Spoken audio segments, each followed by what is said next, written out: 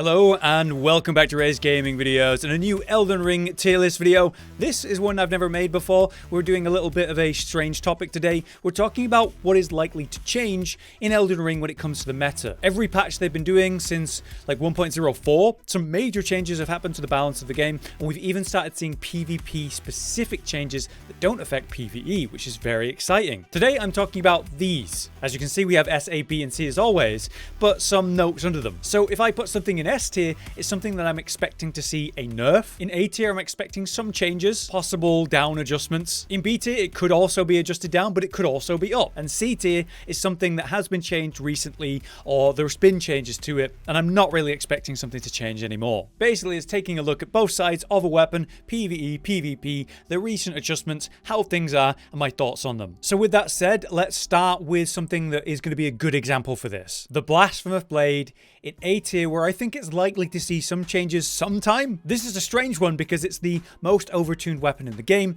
If you had to ask me what's the best single weapon for any build or any player in the game, it'd probably be this. You know, it's got the lifesteal on damage, lifesteal on kill even if it's just equipped on your back. The Ash of War that deals pure fire damage with ridiculous range, and it's really wide, knocking people down with poise as well. It is just an incredible weapon through and through, and works on its own or in power stance, or like I say, just on your back, not even doing anything, just giving you the passive benefits. This one has been changed many times. Every time though, positively. Great sword movesets improvements. The Ash of War being made slightly better in terms of poise. It's a strange one because the whole time I've been wondering, when is this weapon going to get knocked down a peg, or they're going to reduce some kind of effect of it, and they never have. So I'm thinking one day we'll see it if they are going to make changes, but it is an incredible weapon, that's for sure. Here's another example in the A tier, Mariah's Executioner Sword. This one is incredible. The Ash of War sending out that Corkscrew on target is essentially the highest DPS that you can get in a single use of anything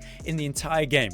It is an absolute boss destroyer. In PvE, this thing is just nuts. And if you can land the same effect in PvP, you're still going to do loads of damage. And it was improved to actually give you a bit more control, allowing you to feint or roll out of that Ash of War, preventing you from being too punished where it was a bit clunky originally. Since then, it has become basically one of the best weapons in the game for PvE killing, and quite a unique build using successive hits to do so. Now it's basically one of the best, if not the best, and I do wonder whether they will adjust things in terms of PvE where things are overperforming, and that's why it's there. Why don't we finish out A tier, which only has one more weapon. It is the Dark Moon Greatsword. This is another interesting one because it's going to be one of your ranged options as a weapon that deals the most damage in one single hit. You can get like 5 or 6k hits on that powered up heavy attack. There are many ways to improve the damage of this weapon. It's incredible, obviously, and it's also a really fun and cool weapon. It's great in PvP because you can tap it to send out a quick wave or hold it to send out a bigger, slower one, meaning you can feint or trick people, causing them to roll at the wrong time and punishing them really well. Further, it was buffed to have the weapon actually have damage detection on that, so if you do it point blank, it's even stronger, and they reduced the stamina cost of all of that. So to me, it feels really good, and I do wonder whether they're going to walk it back even a bit because of that. So those are the ones that I think are kind of likely changes, and we'll see. 1.09 might bring those changes, but what about, say, weapons that I don't think really are going to see changes? Let's run through these pretty quickly. Firstly, we have the Mowgwin Sacred Spear. This had a nerf pretty damn recently to do with the range of the Ash of War. However, what they didn't change is the main thing. The weapon buff, the damage that provides,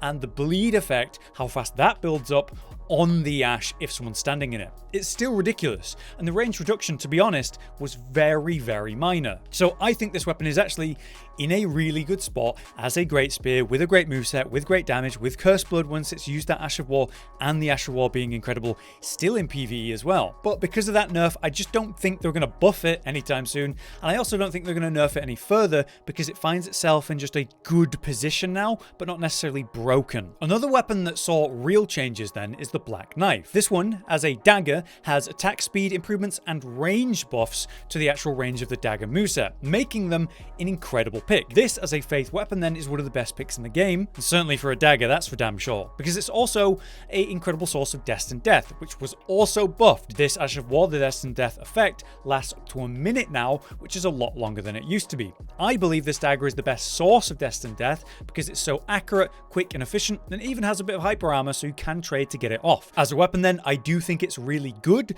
but what they've been doing is pushing it forward, making it better, and it's a lot more relevant. If this were to be changed, I would say they're going to walk back, say, the attack speed of the daggers, but not the range benefits. But I hope they don't, because they're in a great spot now, and I really like them. Another weapon that I think won't be changed is the Giant's Crusher. But there's possibility, because this is the biggest hit in a single hit weapon. So where the Dark Moon is maybe the best range single hit, this is just straight up the best single hit. You get that unique heavy attack, you buff up loads of them, you can do such insane damage in one hit. If we make a more realistic build where you're just facing bosses and your Royal Knights resolving and doing big hits in one hit, you'll get like 5 or 6k a hit, and you can trade with high poise, heavy armor. It's kind of ridiculous and an absolute boss crusher. We can easily say it's the best at what it does, and so that makes me wonder whether they'll walk it back anyway to make other colossal weapons relatively comparable. So I'm not expecting it to be changed, but it's got potential to be because it's so good. Another weapon I don't think will see more changes is the Scavenger's Curved Swords. This just comes down to the way they nerfed power stand status builds. They were able to build status a bit too quick, and to be honest, one of the best weapons, if not the best weapon, is a reasonable range, fast hitting weapon. In the Scavenger Curved Swords, this is the #1 pick for that. So I just don't see them being changed in a negative way further, but I could see them maybe walking back how hard they hit status builds. Because what they want to do is they want to make it so bleed isn't as crazy, and they can more specifically address that, but I don't think they want to nerf like Scarlet Rot or Poison or otherwise. So maybe more specific changes for bleed and letting the other statuses be stronger, that could be reasonable. Lastly, for this tier then, we have Rivers of Blood, which has been changed so many times that I just don't see them changing it anytime soon. Imagine if they buffed it though. It's basically the Cursed Blood aspect of Corpse Piler, that damage, that build up, and most importantly the poise has been so reduced. If you're not hitting with the sword and the Cursed Blood aspect, then you're not really doing that much damage. Not an issue in PvE where you press yourself against the boss, but in PvP, it's nowhere near what it once was. The poise reduction on that Ash of War means you can't catch people in it. Once they take the hit and then try to roll out, they just get out. Whereas before, they get stun locked. Definitely in a better place because of that, but I also find it quite hard to land the Ash of War unless caught in surprise due to these changes. So there's always the potential for them to walk back these things, but again, I am not sure it will be. Let's go to B tier where there could be adjustments, whether it's up or down then. Starting with a Royal Greatsword. This one is an interesting one. It's got the Frost status build up. It's got the Greatsword, Colossal Greatsword moveset. You can't tweak it like say the Greatsword, which is more of a universal Colossal Sword. But the power of this one comes down to its Ash of War, the Wolf's Assault, which has you flip and slam and do the Ice Explosion. This is crazy because if you just spam it over and over, you can do a lot of damage. What they did is they gave hyper armor to the entire Ash, so you're protected during that. In PvP, you're kind of stuck in it, so you could be ranged, but no one can really trade with you without losing directly in that way. In PvE, you can just absolutely spam the Ash of War as your only source of damage and kill basically every boss, which is hilarious. What I think this weapon needs is less hyper armor and more ability to control the actual weapon. Maybe roll out of it before the Frost Explosion, something like that could be an adjustment that I expect to see, and that's why it's there. Another one is Moonveil, which has been nerfed and changed in many ways. Even recently, they increased the poise damage on the weapon part of the Ash of War, but reduced the magic wave attack on the poise of that. So you won't stagger people nearly as much. It's still an absolute killer though, is this one. In, say, this free-for-all footage, I'm just running around doing the unsheath heavy attack and just absolutely sniping kills, doing staggering damage from surprise, from off camera, just enough range to do so. It's kind of ridiculous. What I would like to see, maybe, if it were to be changed, is make, say, the light attack, you know, the horizontal one, give that more range, because it's kind of like cool for AoE, and I guess they could reduce the power of the heavy attack, but I do kind of like where it is right now. In terms of PvE, it's not crazy like it used to be. In PvP, it's still a strong option, but it's technically fightable, which before it used to be kind of broken. So I like where it is right now, but I could see some mechanic changes. Next is Bloody Hellis, which is such a funny one because they have nerfed this thing into oblivion. So thrust counter damage in PvP specifically was reduced. So when you attack and trade, which this weapon is basically made for, you deal less damage.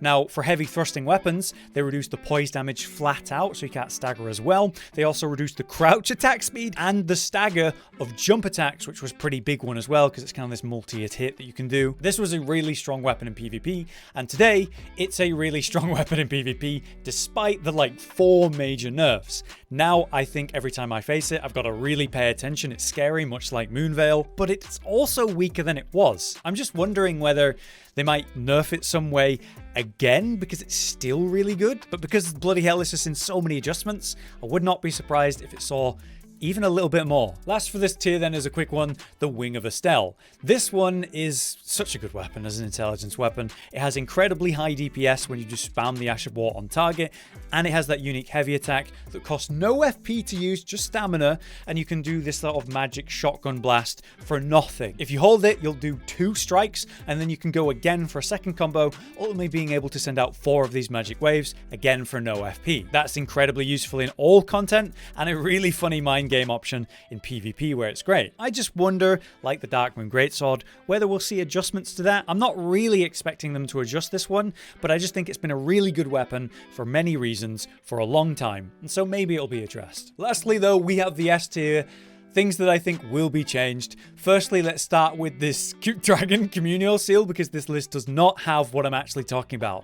This actually represents the buff Bloodflame Blade. This incantation can be used with so many weapons, with so many Ashes of War, with so many effects. When you buff up your weapon with Bloodflame Blade, your Ash of War, even if it's ranged, now deals bleed damage. So you can turn a ranged Ash of War into a ranged bleed attack, which is ludicrous. If you want to do arcane scaling, what you can do is put Occult on the weapon, have 80 arcane, meaning the AI you have with your weapon is really good. Then your high arcane means any bleed potential on the weapon, if it's a katana for example, is high, because you have Bloodflame Blade as the buff, which increases the bleed status on the weapon, and it gives you fire damage as well, which is crazy. This thing is overtuned and really, really good. So many builds I've covered in this patch have this as a basis and a core aspect of it, because it's so good, because it enhances so many weapons and makes so many things possible. Personally, I really enjoy that, but it's so common, so good, so versatile that I think they must have noticed. So if anything was going to see changes, I would assume it would be that. But we'll have to wait and see. Last but not least then,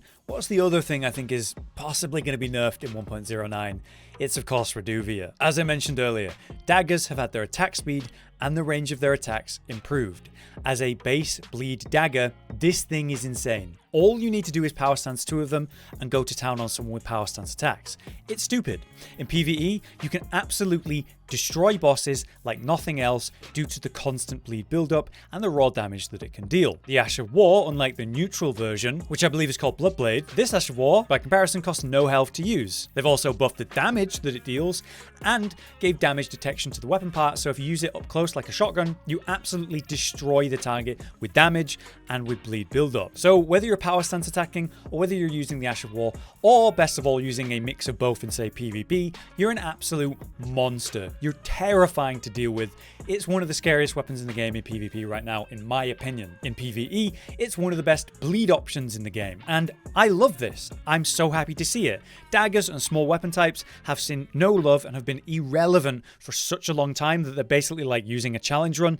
Now, this is ridiculously good. I do not want to see it nerfed, but if I had to say something that's possibly going to see some changes, maybe we'll walk it back on Reduvia a little bit, because I do think it's an incredible weapon now. But yeah, that is my list. Those are the things that I think could see changes for good or bad, things that have recently seen changes or otherwise, and whether I think they will in the future. Let me know what you think. It was interesting to do kind of a different type of discussion and tier list style of video, and if you like this, then let me know with a like, maybe make a suggestion on another topic I could do. For now though, I hope you enjoyed that. I've been Hollow, you've been you. Thanks for watching, and we'll see you next time. Josh, Cotton, and Hollow with the videos, dropping the humor like a hammer on your tippy toes, bringing entertainment on a daily arrangement to take our insanity and turn it into entertainment. Yes, I said entertainment twice, to reiterate that it is nice to look into your faces on a mostly daily basis when you let us in your homes to make the whole world a stage. Goodbye.